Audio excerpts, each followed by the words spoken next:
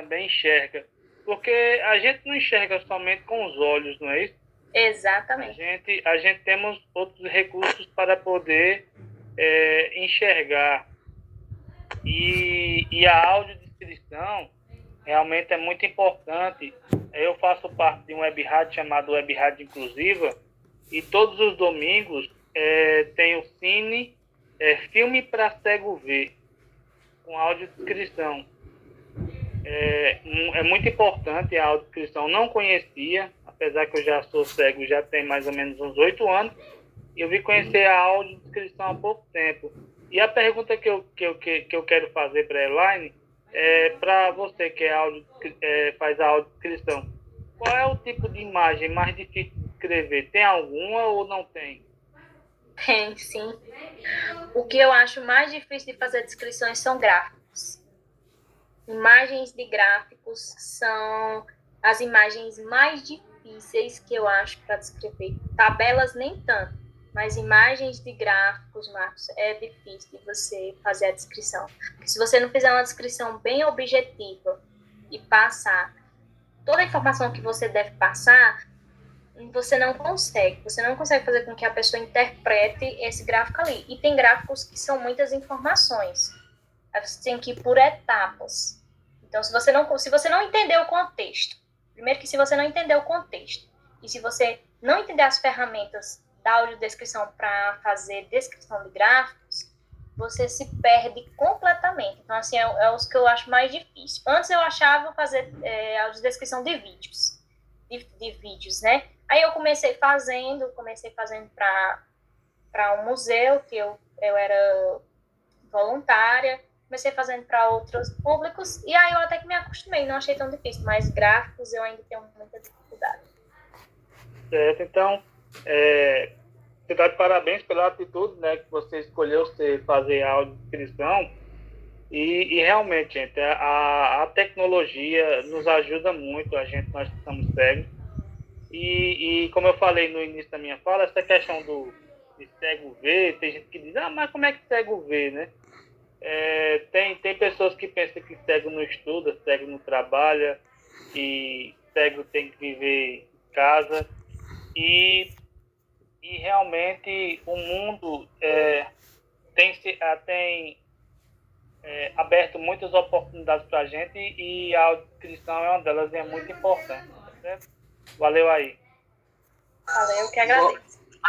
Nós temos outra pessoa escrita, eu estou vendo uma mãozinha ali, quem é a pessoa? Zenai. Sou eu, Joaquim. Obrigado, Marcos, por suas colocações. Pode ficar à vontade, Zenai. Bom, então, eu queria primeiro falar de uma experiência que eu tive para ir fazer a pergunta. Mas antes disso, eu estava até aqui pensando, Elaine, quando você falou que gráfico é muito difícil. Realmente, gráfico deve ser muito difícil mesmo, porque, como você disse, você tem que olhar e entender aquilo ali, pelo menos básico, né? Ter uma noção para passar. E gráfico, até para quem não tem deficiência visual, é difícil. É difícil. Né? Gráfico não é uma coisa fácil. Eu me lembro que quando eu fazia naquela época era ensino, hoje é ensino médio, na época era segundo grau, eu fiz comunidade, né? Tinha artística mesmo, a gente tinha muito gráfico. E é uma coisinha muito chata, gráfico, para se compreender. Então, você falando, eu pensando aqui, mas gráfico é difícil para quem não tem deficiência. É justamente por isso. Se torna difícil para a gente que está enxergando, né? Aí, visualmente, aí a gente vai repassar isso, é complicado. Justamente, né? E a outra questão que eu queria dizer, há alguns anos atrás, eu participei de uma exposição, já participei de algumas exposições fotográficas, né, como modelo. E teve uma que eu fui convidada, porque assim, quando a gente faz um ensaio, aí a pessoa que fez o ensaio começa a falar, vai passando para outros profissionais, e esses outros profissionais vão convidando a gente.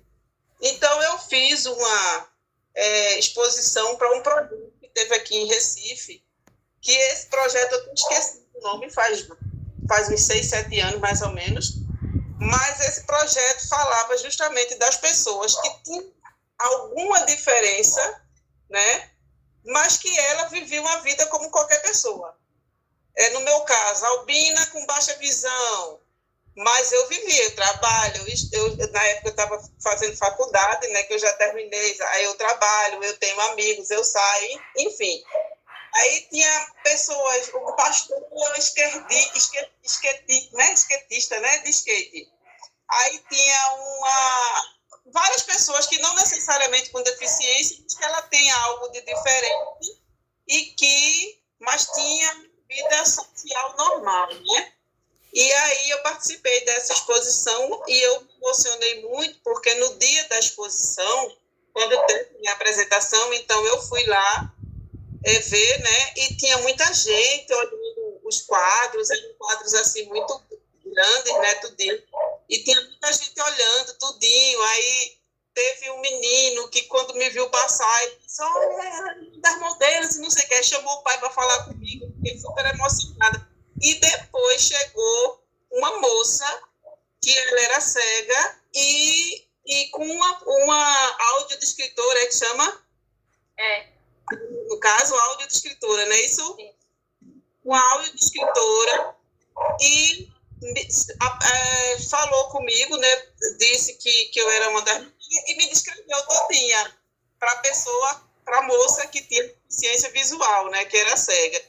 E a moça me cumprimentou, tudo, e eu fiquei super emocionada, porque quando ela me descreveu tudinho, e depois a moça falou comigo, parabenizou.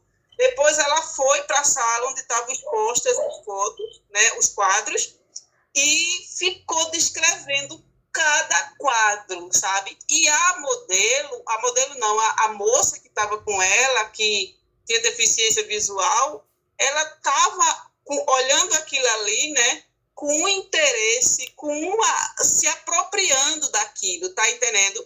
Então eu achei super interessante, porque ela não estava olhando com os olhos físicos, mas ela estava se apropriando de tal forma a partir da audiodescrição.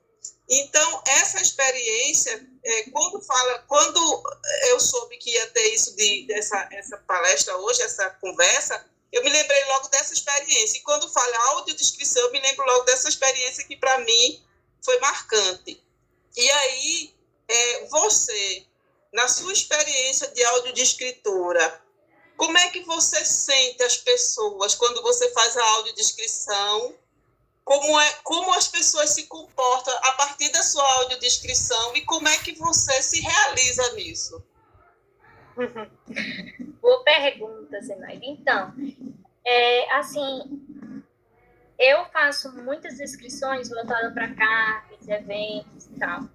E aí eu acho que eu tive algumas experiências, né? Lembrando, eu tive algumas experiências em museus, no museu mesmo, porque assim, eu fiz física, né? E aí foi graças à física que eu adentrei nesse mundo da descrição, justamente dentro do museu, que aí no Museu de Ciências a gente teve essa percepção, justamente quando a gente estava explicando um experimento que falava sobre cores, e aí eu vi que tinha uma pessoa cega e eu não conseguiria repassar isso para essa pessoa, esse conhecimento, porque ela não estava enxergando com os olhos e eu não sabia nem o recurso, né, que garantisse esse conhecimento chegar até ela. Eu era totalmente leiga em relação a isso.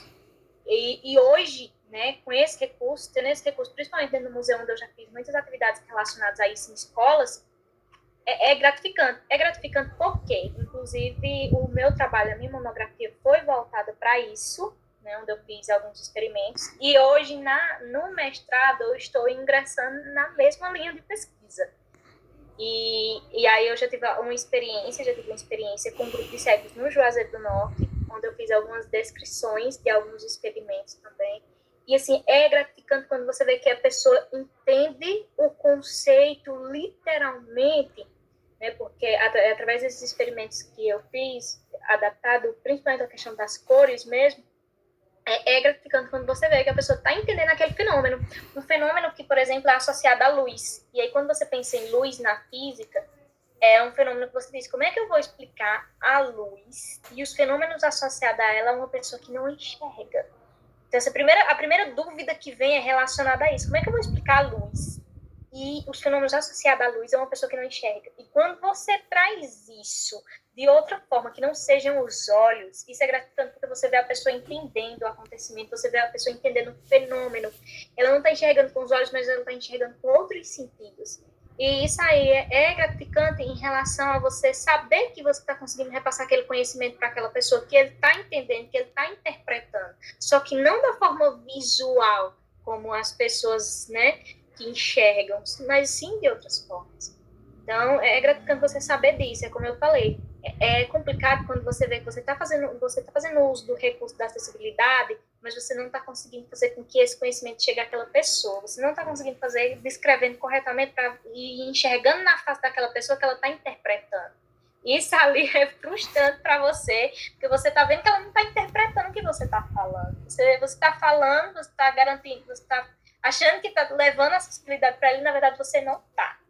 Então, assim, é gratificante isso. É muito interessante porque você... quando eu vou fazer muito essa descrição, eu costumo fechar os olhos e ver se o que eu vou falar para aquela pessoa eu também consigo enxergar dessa forma.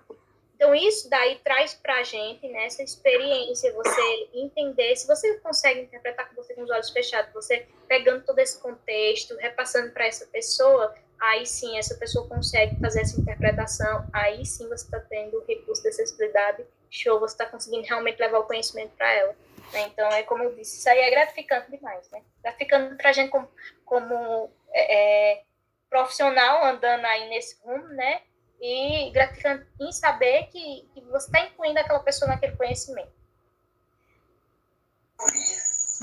Mais uma maravilha. Zanaide? Não, eu estava dizendo, maravilha, né? Eu agradeço pela resposta e o que você falou corrobora o que aconteceu no dia. Porque a impressão que eu tive é que ela não posso dizer nem que estava, mas que talvez estivesse, porque eu não posso falar pelos outros que estavam lá, mas a impressão que eu tive é que, de repente, ela estava se apropriando até mais que muita gente que estava no centro do blog. Exatamente. Bacana. Muito obrigado, Zenaide. Tem mais alguém que queira perguntar, professor? Lucas levantou aqui a mão. Eu levantei a mão. Vamos, Lucas e Melanie. Eu levantei a mão. Sobre a audiodescrição, a gente vê que para fazer uma audiodescrição tem que ser uma pessoa que enxergue bem, né? Tem que ter uma visão, pelo menos que seja 80%, 90%, bem legal, né? Então, eu gostaria de saber como é assim uma audiodescrição para as pessoas que são surdos cegos. Porque o surdo cego, né, ele tem assim uma forma diferenciada de falar, né? Então, eu gostaria de saber qual é o método que se usa, né, para fazer audiodescrição para uma pessoa surda cega. Eu sou a Melry. Boa noite. Mary, uma pergunta bem difícil a sua, viu? Mas vamos lá. Para uma pessoa que é surdo-cega, é um quesito mais complicado, porque além de não ter a visão, ela também não tem a audiodescrição, ela não tem a audição, né? Então, assim, você tem que trabalhar com ela com a Libras manual. E aí, para você trabalhar com Libras manual, né? Então, a pessoa ela tem que tatear mesmo, fazer a apropriação das mãos. Literalmente, ela vai enxergar e ouvir com as mãos. Então, assim, toda essa parte de descrever para essa pessoa vai ser feita de forma tátil. Por quê? Porque ela não tem um recurso de audição, logo a minha fala, que eu transformaria a imagem em algo verbal, em audição, não vai ser possível, né? E aí vai ser tátilmente. Certo, entendo. A acessibilidade para a pessoa surdo-cega. Eu acho que assim, é um dos recursos que precisa ser trabalhado muito, porque a gente precisa de muitos recursos para a pessoa que é surdo-cega, viu? Muito complicado. Só isso mesmo, Melry? Só isso mesmo, obrigado. Certo. Obrigado, Melry, obrigado, Zenaide. Lucas. Depois de Lucas, eu quero fazer mais outra, vice Joaquim. Fica à vontade. Mas vamos lá, Lucas, né? Agora.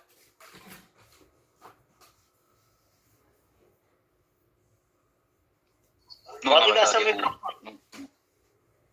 eu não tenho nenhuma pergunta, é só um relato falando sobre gráfico. Aí eu passei a vida toda sobre gráfico como um ouvinte dentro de sala de aula. Eu, assim, o professor de falava gráfico, Léo. Que porra que o professor tá falando? Então, assim, eu passei praticamente a vida toda. E uma outra coisa também que ela me falou é que as pessoas, elas não se importam muito sobre saber o que é audiodescrição, quando a gente coloca lá nas redes sociais, em algum vídeo. E isso tem acontecido muito comigo, lá no canal do YouTube. Porque sempre nos vídeos eu coloco no início a descrição do local. E aí muitas pessoas perguntam por que eu coloco a descrição do local no início do vídeo. É isso mesmo.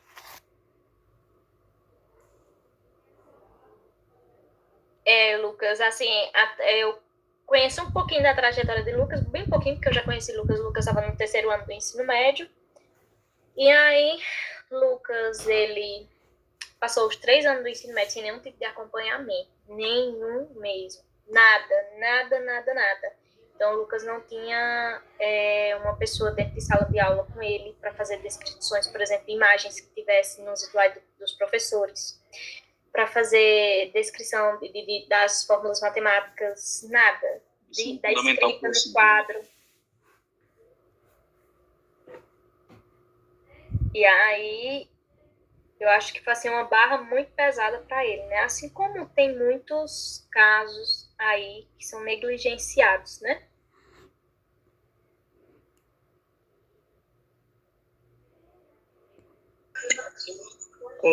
Concluiu, Lucas? Ou quer acrescentar mais algo? Já concluí. Pronto, obrigado, Lucas. Parece que Zenaide, ela ainda está aí, tá? Ela quer fazer mais uma pergunta. Mas depois, Zenaide, tem mais alguém? Pronto, vamos, Zenaide. Eu queria perguntar, foi a partir de uma fala de Mary, que Mary falou na questão da pessoa surdo-cega, e aí eu queria perguntar, no começo, Elaine, você disse que a audiodescrição hoje não é só para pessoa com deficiência, mas ela se utiliza em outras situações. Em que outras situações ela é utilizada? Exatamente. Eu falei que a audiodescrição ela não era só utilizada pela pessoa com deficiência visual, né? Porque as pessoas elas acham que a audiodescrição ela é utilizada apenas para as pessoas com deficiência visual, né? Que ou tem baixa visão, cegueira total, enfim, mas não. Pessoa com deficiência intelectual também se faz o uso da audiodescrição, em vídeos principalmente. Idosos também, que vão ficando, né, ao longo do tempo vão ficando idosos, vão perdendo um pouco da visão, também se usa a audiodescrição.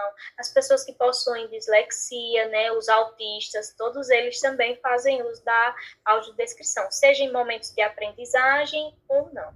Então, não é só para pessoa com deficiência visual, né, existe também todos esses aspectos. E as próprias pessoas que elas não têm nenhum tipo de deficiência, né, ela pode ampliar esse senso de observação, fazendo descrições de alguma pintura, descrições de algumas paisagens. Então, a descrição aí é ampla para essas pessoas também, né? Não é só para a pessoa que tem a deficiência visual mesmo.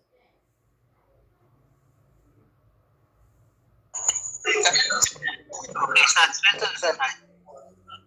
Eu queria Queria fazer outra pergunta, Marcos Delfim. Fica à vontade, Marcos. Porque ela falou assim sobre a questão do acompanhamento em sala de aula para as pessoas cegas. A gente sabe hoje em dia que a pessoa cega tem o braillista, mas assim, muitos brailistas não querem ficar em sala de aula, né? Eles querem ficar mais no AE, dando a questão da assistência na questão do braille. A pergunta é essa, se ela, como audiodescritora, se tem um conhecimento, se existe alguma lei específica que dê o direito ao cego de ter esse audiodescritor em sala de aula ou não. Então, assim, não tem nenhuma lei específica que diga que necessariamente precisa ter o audiodescritor, sendo audiodescritor dentro de sala de aula, mas que tem apoio, né? Aí o apoio seria uma pessoa do AEE, né? E aí essa pessoa, de certa forma, utilizaria esse recurso de audiodescrição. É necessário que a pessoa com deficiência visual tenha o apoio, né? Mas não necessariamente esse apoio tem que ser uma pessoa audiodescritora, né? De certa forma, a pessoa que vai ser o apoio vai descrever, né? Mas aí não significa que essa pessoa tem que ser o profissional mesmo da audiodescrição. Eu até citei a questão, porque assim, uma pessoa em sala de aula, ele vai, né, tanto escrever quanto transcrever, né? Para a pessoa cega. Realmente, de fato, o profissional mesmo não, mas ele vai exercer essa função, mas ele vai exercer isso, o papel de uma pessoa, de um transcritor. Ele vai exercer o papel de um transcritor, de um ledor, de um audiodescritor. Porque assim, nem todos os cegos dominam o braille. Eu voltei a estudar, tem 3 anos, e quem faz esse acompanhamento de sala de aula é a braillista da minha escola. E eu, como não domino o braille, eu preciso dela fazer a transcrição, para escrever, para ler, entendeu? E, infelizmente, os professores precisam... Eu acho que o professor deveria buscar mais essa capacitação, tanto na audiodescrição, quanto em várias áreas, porque para que ele possa atender. Porque esses dias mesmo em sala de aula, a professora de matemática aplicou uma prova e ela não estava conseguindo passar para mim o conteúdo de uma forma que eu viesse entender. Ela simplesmente disse que não podia fazer nada porque o método que ela tinha era aquele e não estava sabendo trabalhar comigo. Então, eu acho que esse recurso de audiodescrição deveria ser ampliado e os profissionais que trabalham na área pública deveriam ter um curso básico nessa área, né, para ajudar as pessoas cegas. Porque uma coisa que eu costumo muito, que eu costumo falar com os meus colegas de trabalho, né? Não acho que vocês não vão encontrar, ou vão encontrar poucas pessoas que possuem algum tipo de deficiência nos bancos escolares. A cada dia vocês vão encontrar mais pessoas que possuem algum tipo de deficiência nos bancos escolares. E fingir ou negligenciar que essas pessoas existem, vocês não vão conseguir. Jamais. E isso aí é um erro gigante. Então, assim, quem que a gente está procurando? Nós mesmos, né? Como professores, como educadores, está procurando algumas ferramentas que nos auxiliem dentro da sala de aula. A gente não tem como fugir disso. Cada dia mais a gente está tendo mais alunos autistas, né? Quando a gente precisa trabalhar com atividades diferenciadas, a gente está tendo muitos alunos que possuem algum déficit intelectual, e a gente também tem que estar trabalhando com habilidades diferenciadas. Então, assim, você tem uma turma, né? Nessa turma você tem ali 38 alunos. Desses 38, você tem 3 autistas. Ou você tem um aluno que tem deficiência intelectual, ou você tem um aluno que é surdo. Então, isso aí é uma coisa que a gente tem que trabalhar, não tem como fugir. Na graduação, a gente é capacitado para isso? Não somos capacitados para isso. Não somos de forma alguma. Assim como a gente também aprende o conteúdo da nossa disciplina, da nossa área, mas quando a gente vai dar aula também é coisas totalmente diferentes. Pode, a nossa prática em relação ao que a gente aprendeu, nem tudo que a gente tem em sala de aula a gente viu, nem tudo que a gente tem ali na prática como docente, a gente viu como discente, viu como aluno na graduação. Então, são coisas que a gente tem que estar se aprimorando a cada dia, não tem como fugir. Então, é uma coisa que eu falo, não tem como fugir disso e a gente precisa incluir. Só para concluir, Joaquim, a minha participação, vou continuar aqui ouvindo, abrir a oportunidade para os outros. Nós cegos, a gente precisa ter leis mais específicas voltadas para a gente na área da educação, assim como o surdo tem. A gente precisa ter, assim, mais leis específicas que dê esse apoio a gente na escola, né? É o que eu acho. Mas, mais uma vez, Elaine, está de parabéns, viu? Muito obrigado. Obrigada. Tem mais alguém com uma pergunta? Acho que a Roberta levantou a mão. Foi, eu tenho, não é uma pergunta, eu quero... Fica à vontade, que eu faço minha colocação depois. Certo. Laine, eu quero lhe parabenizar pelo trabalho, uma apresentação muito clara, muito didática, né, assim, para realmente a gente entender a importância, valorizar mais. Mas eu fiquei curiosa como é que descreve a luz. Descreve a luz, então. Vamos lá. Primeiro que nessa descrição que a gente faz na física mesmo, a gente descreve a luz de forma tátil, né? Onde o feixe de luz, você tem um feixe que ele pode ser linear, então você pode mostrar para a pessoa de forma tátil como é que a luz se comporta de forma linear, que seria uma reta mesmo, e aí a pessoa tateia isso ali, a luz pode se comportar como sendo apenas linear, sendo reta. Ou então a gente tem feixes de luz. O que seria feixes de luz? Várias retas ali. Então você pode explicar o fenômeno luz através do tato e da própria descrição também. É porque a luz envolve muitos fenômenos associados a ela, envolve a questão da reflexão, a questão dos espelhos também, que é uma dúvida muito. Como é que você vai explicar, por exemplo, o espelho para uma pessoa que é cega? Então, você pode fazer através de experimentos adaptados, onde você, por exemplo, coloca ali no centro para uma simulação, coloca ali algo transparente, aí você coloca uma boneca de um lado, outra boneca de outro. E aí a pessoa vai tateando.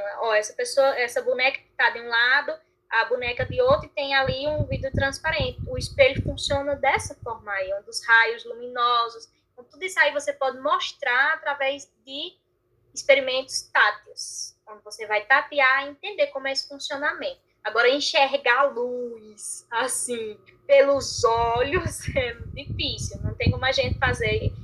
a pessoa entender isso, mas a gente tem como fazer ela entender com as mãos, como é o funcionamento da luz. Gratidão.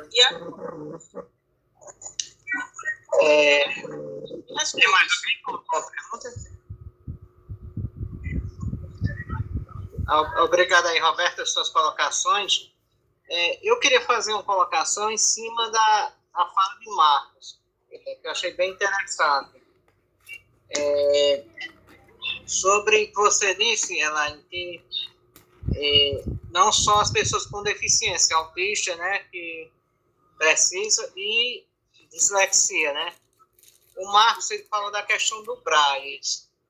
Eu vim estudar educação especial em 2002, já bem jovem, né, 25 anos, 26.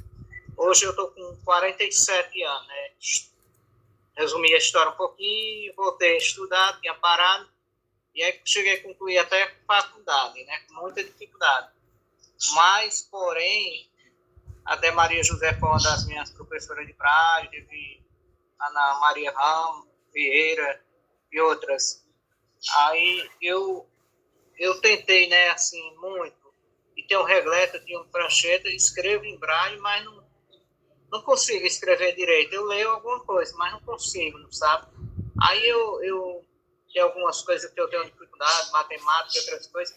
Aí eu fiquei, depois dos 47 anos, né, agora com os 47 anos, eu coloquei na minha cabeça que tem algumas coisas que eu sou muito lento em aprender.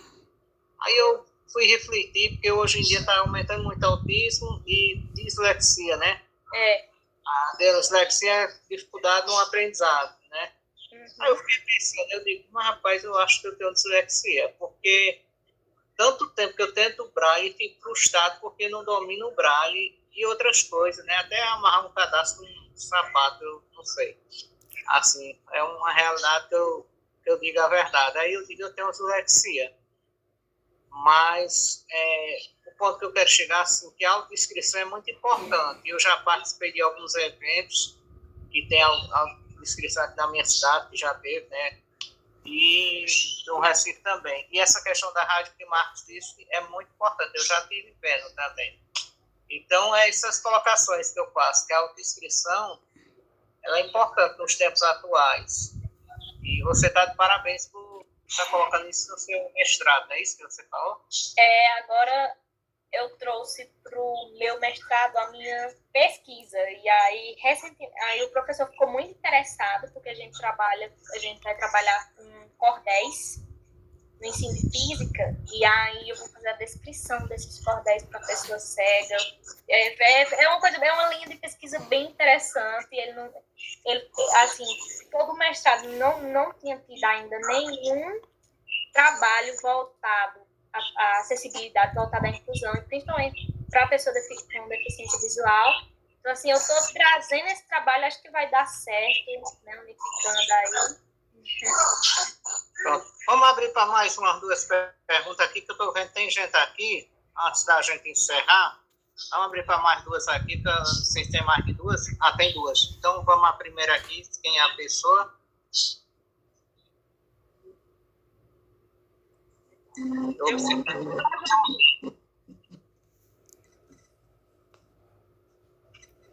Pessoal, quem não for falar, desliga o microfone. Aí, quando for falar, liga o microfone. Porque dá interferência, né? Aí é bom a gente manter os microfones desligados.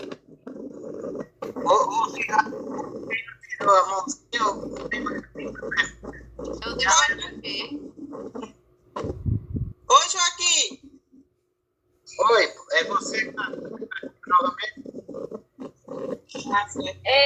Lucas e Zenaide, que estão com anos não são contados. Pode. Lucas. Pode falar, Lucas, depois eu falo.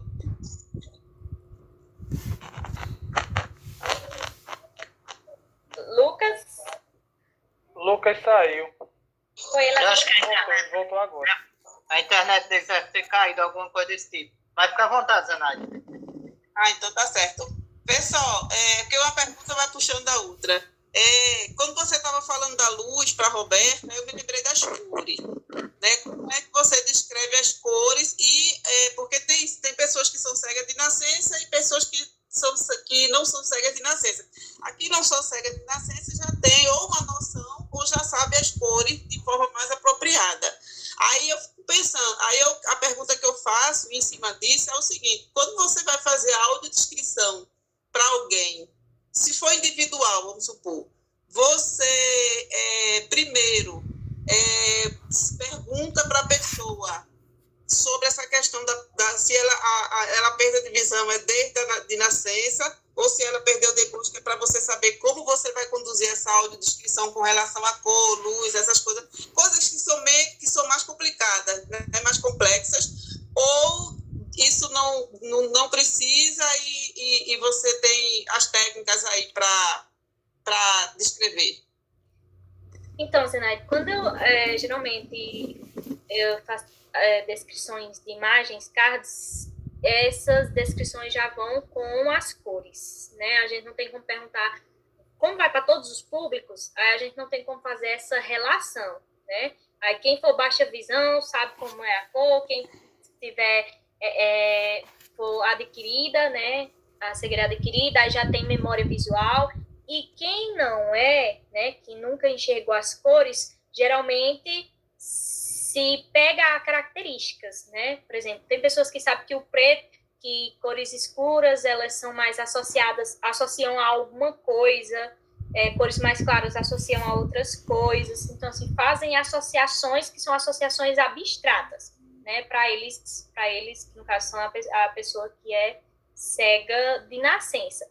Mas, no caso, quando descrições que são individuais, eu gosto muito de perguntar, igual eu perguntei para vocês, justamente por causa disso, porque eu não necessariamente preciso estar focando nessa questão da cor vermelha, é uma cor mais puxada, aí dá uma característica a essa cor, porque aí a pessoa baixa visão, então ela sabe mais ou menos como é a cor, então ela tem memória visual, e aí ela também lembra dessa cor. Mas nesse caso, por exemplo, dos experimentos que eu falei, onde eu trabalhava as cores, o que foi que eu fiz? Eu peguei papéis de várias texturas e associei essas texturas à cor.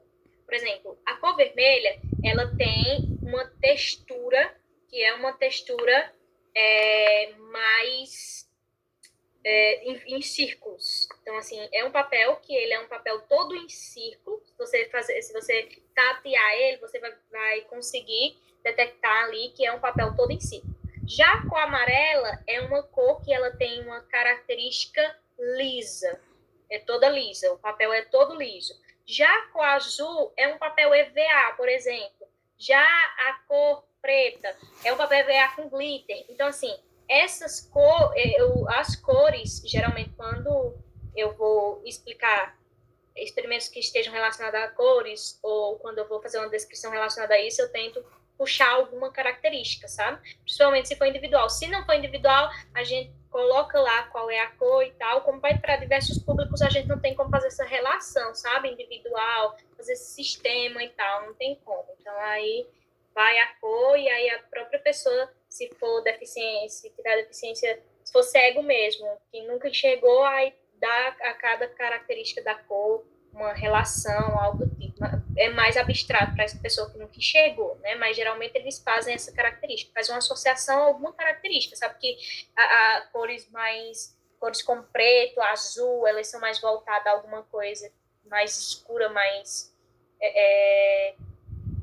da outra propriedade, cores claras e tal. Então, assim, é mais abstrato para eles.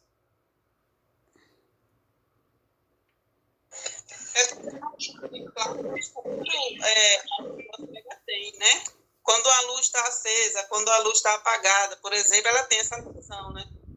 Tem pessoas que são cegas que têm, mas tem pessoas que não conseguem fazer essa diferença de quando a luz está acesa e de quando a luz está apagada. Tem pessoas que não conseguem distinguir literalmente. Não sabe quando está acesa, não sabe quando está claro, não sabe disso não sabe literalmente sobre isso não, viu? Tem pessoas que têm cegueira total mesmo, assim, que elas não conseguem fazer essa distinção, não. Gente, eu vou falar da minha experiência que sou cego. Eu tenho percepção, isso é percepção luminosa. Eu tenho percepção luminosa. Tu tem percepção luminosa, né? Que não tem. Que não tem percepção luminosa. Alguém aqui não tem percepção luminosa? O Alan. Isso. O Alan, você não tem percepção luminosa, né? Não. Lucas Aí também para tem, fazer né? essa distinção, eu utilizo a tecnologia.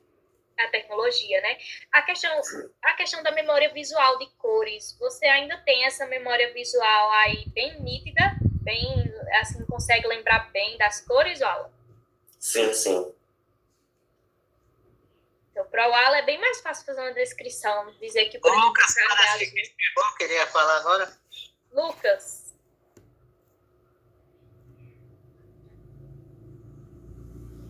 Então, sobre a questão da luz, como vocês estão falando aí, assim, para mim, tanto faz, entendeu? Eu não consigo decifrar se a luz estaria acesa ou apagada. Então, e agora a questão eu lembrei. de cores, a questão de cores também, são mais associações. Faz mais associações, né, Lucas? Isso. Aí eu lembro do episódio que Lucas disse que ele foi no banheiro e acenderam a luz para ele. Lembra, Lucas? Aconteceu isso na faculdade. O professor estava dando aula. A gente estava tendo uma aula de ciências políticas, direito, ano passado. E aí faltou energia. Todo mundo, vamos para casa, disse, professor, o professor vai ter que continuar dando aula aí, eu não tenho nada a ver. Nada a ver com isso. Essa foi boa. Zena, ainda quer falar alguma coisa? É Melody que está com a mão? Sou eu. Vocês aí falando sobre luz, né? Eu tenho uma dificuldade. Eu tenho baixa visão, mas se eu tiver no lugar que tenha muita luz, por exemplo, lugar que tem muitas janelas, que tem um espaço assim que é muito virado para o sol, eu não consigo enxergar. Eu não consigo ver quem está ali perto de mim. Eu vejo a pessoa só aquele vulto preto. Se eu estiver no lugar que tem muita luz. Eu tenho essa dificuldade, eu não tenho muito assim a percepção de visão quando eu estou num lugar que tem muita luz. Então, meus olhos não abrem. Eu tenho baixa visão, mas eu tenho essa sensibilidade muito forte à luz.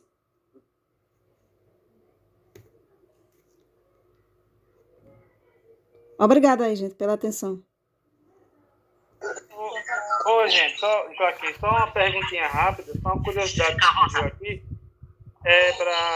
Para a menina, agora fugiu o nome dela de novo. Estou ruim de decorar. Elaine. Elaine, é mais difícil fazer audiodescrição para a pessoa que já nasceu cega ou para aquela pessoa que ficou cega com o tempo, querendo ter memória visual? Porque assim, a gente sabe que a pessoa que tem memória visual, ele lembra como é um carro, como é uma bicicleta, como é uma casa, uma porta, um fogão. E aquela pessoa que nunca enxergou, ele conhece tudo pelo tato, né? Tem que ter tudo pelo tato. E fazendo associações, né? Eles fazem associações. Então, assim, é bem mais difícil você fazer uma descrição para uma pessoa que nunca enxergou. Porque uma pessoa que nunca enxergou, ela pode nem ter tido acesso, por exemplo, a tatear certas coisas. E aí não tem ao conhecimento, não chegou ao conhecimento dela, como seria o formato, por exemplo, dos números. O formato dos números, ela nunca tateou os números. Ela nunca enxergou os números. Então, ela não sabe como é o formato dos números. É interessante. Eu até tenho essa curiosidade com alguns amigos meus que já nasceram cegos. Eu pergunto que assim, eu não nasci cego, né? Eu adquiri a cegueira com o tempo. Na adolescência, fiquei com baixa visão. Em torno de 25 anos, eu fiquei totalmente cego. Hoje eu estou com 33. Então, eu tenho bastante memória visual porque eu enxergava perfeitamente até a adolescência. Mas, de fato, tem pessoas que nunca enxergaram. E só uma curiosidade, né, não sei se alguém aqui sabe, essa questão de percepção luminosa ou não, vai muito da enfermidade que causou a cegueira. Depende muito da região do olho que foi atingida, né? No meu caso, é retinose pigmentar. Então, geralmente, quem cega através da retinose pigmentar permanece com a percepção luminosa. Então é só isso aí. Depende muito da parte do olho, né? Se é o nervo óptico, se é a retina, se é o cristal. E aí vai determinar se a pessoa vai permanecer ou não com essa percepção luminosa, tá certo? Obrigado. Tem mais alguém que apontou a mão ali? Foi Roberta, foi? Carlos Henrique. Carlos Henrique, nosso amigo.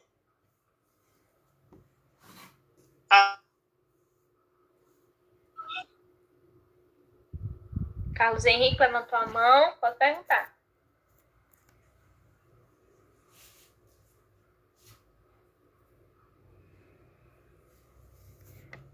Pode abrir o microfone, Carlos. A palestrante está ali aguardando. Pode ser alguma coisa na internet. Ele abriu o microfone. Conseguiu? Estão me ouvindo? Estamos. É a questão aí da luz. Eu sou deficiente visual há mais ou menos 8 anos. Eu consigo perceber a luminosidade. Né? Quando eu estou num lugar muito claro, eu percebo que está claro, ou quando vou para um lugar escuro, percebo. Percebe? Então você tem uma percepção luminosa, né? Sim, a percepção é luminosa. Então, se eu entro num lugar, eu sei se está claro ou escuro. É porque eu também tenho essa visão, que faz 8 anos, mais ou menos, que eu perdi a visão. Então, eu tenho essa percepção, tenho a memória, né? Tem memória visual, lembra das cores. Isso. Sabe o formato dos números, sabe? Tem memória visual muito boa. Sim. E da autodescrição que você estava falando, é necessário, não seria interessante também alguém da família que enxerga aprender a fazer essa autodescrição? Com certeza. Porque eu digo isso porque às vezes a gente não tem condições de ter uma pessoa específica para andar as 24 horas com a gente. Então teria que ter realmente alguém da família que aprendesse a fazer essa descrição. E é bom porque, por exemplo, quando você for fazer algum tipo de viagem, e aí você queira conhecer o local, né? For viajar com a família. Então, alguém já pode fazer essa descrição, e não é algo difícil, é só saber fazer os recursos. Você pode fazer uma descrição simples, simples, dizer como é a paisagem, tudo, o local que você está. Então, assim, é importante que a família também se aproprie desse recurso de acessibilidade, para fazer a descrição dos locais onde esteja, para a gente ter essa percepção, dos lugares. Existe algum curso específico para isso? Como é que se... Então, assim, para a pessoa que não queira só aprender, para a pessoa que queira só aprender para poder descrever, para o amigo que tem algum tipo de deficiência visual, para o pai, irmão, tem vários vídeos no YouTube, tem no próprio Google que ensina você a fazer audiodescrições simples, mas para a pessoa que queira, né, se tornar realmente audiodescritor e tudo, tem cursos aí, vários cursos pela USP, instituições públicas, instituições particulares que eles ministram, que eles dão esses cursos de audiodescrição. Mas a audiodescrição, ela pode ser feita por qualquer pessoa, né, que não seja uma coisa formal, sabe? Mas ela pode ser feita por qualquer pessoa. E é interessante que a pessoa vá em busca disso, né? Que aí ela pode ajudar aquela amiga, aquele pai, aquele irmão, né, que não consiga ter essa percepção. Tem algum tipo de deficiência visual, seja baixa visão ou não. Ah, tá. Tá satisfeito, Carlos? Satisfeitíssimo. O Carlos ele não falou, mas ele é albino também. Ah, sim, eu sou albino. Eu sou aqui de São Paulo. Eu percebi pelo sotaque. Eu percebi que a Senai também é de Recife, pelo sotaque. Tá vendo como você está diante do Brasil todo, não é só Pernambuco, não. É Paraíba, é São Paulo, é Recife. Pronto, tem alguém que queira fazer alguma colocação? Agradeço ao Carlos aí. Tem alguém mais com uma pergunta para a gente encerrar? Vou deixar a última, né, para a gente encerrar aí. Ou estão todos contemplados? Joaquim, Marcos, mais uma vez, só a importância da família.